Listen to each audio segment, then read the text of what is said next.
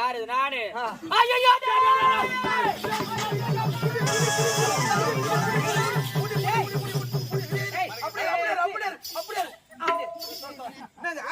ஏண்டா பாத்தியாடா? டேய் அரண்மனை அது அரண்மனை அது இப்படியா இருக்கணும்? இப்படி குப்பிய மூலமா இருக்கணும். எட்டு தேவடியா கொடும் பண்ணலாம்.